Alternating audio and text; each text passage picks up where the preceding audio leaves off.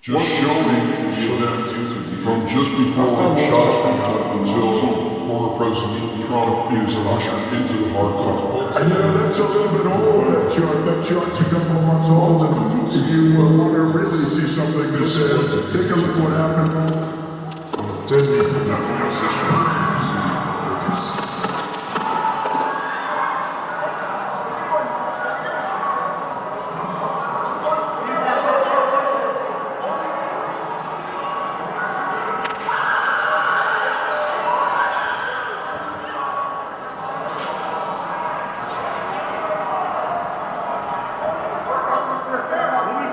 Happens now? What could we see at this convention?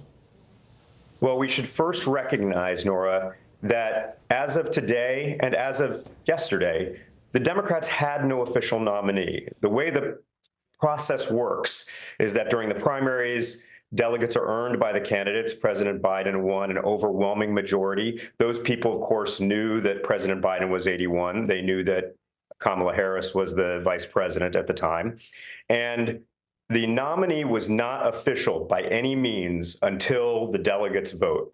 And there was some question as to whether or not that would happen early August or perhaps during the convention. In either case, that delegate selection of the nominee would have made it official, and only then does the Democratic Party's nominee go onto any particular state's ballot. That was also true for, of course, the Republican Party up until last week when former President Trump officially received the nomination. As we currently stand now, there is no state in the country that, so long as the Democrats select their nominee and the vice presidential running mate by that point in time, the second to last week in August, there is no legal or practical issue with that ticket appearing on the ballot in any state. So what we'll see over the course of the next few weeks, of course, is there might be some political wrangling here and there to see where that ticket comes out. But there will be nominees selected at some point in August by the Democratic Party, and they will appear on the ballot in every one of those 50 states. Ed O'Keefe has a question. I just want you to underscore what you just said there, David. You, in your view, in your studied view of election law, there is no reason to believe any legal challenge could come to the Democratic ticket because they're not going to miss any deadlines that would put them on the ballot? That's exactly what I'm saying, and I think I want everyone to think about this a little more clearly. I expect there might be some frivolous claims brought, but what those claims would essentially be saying is that some other party would be claiming that they can force the Democratic Party to pick someone as their nominee that has decided not to serve as the nominee or president. There's no legal basis for this whatsoever. And in fact, if this were applied in any particular states, I want to hearken back to the Colorado disqualification case earlier this year, where the Trump campaign and Donald Trump argued that you could not give a state the power to remove a candidate from the ballot because that would create this patchwork of laws and affect the outcome. And all 9 justices agreed with that. They said it was not appropriate for a single state to act in such a way. In that case, it was with regard to the 14th Amendment and the possible insurrection that Donald Trump had incited.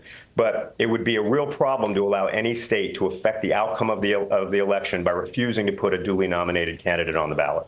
But you agree that there's a good chance there might be someone out there or some entity out there that tries to challenge the legality of them changing their ticket this late, right?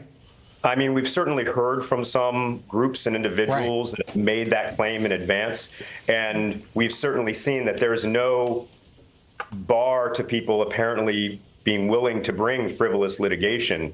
However, I am about as close as I can be 100% confident that that litigation will be quickly disposed of, that there is a very strong legal, ethical value in allowing the parties under the United States Constitution to select their nominees by whatever process they have.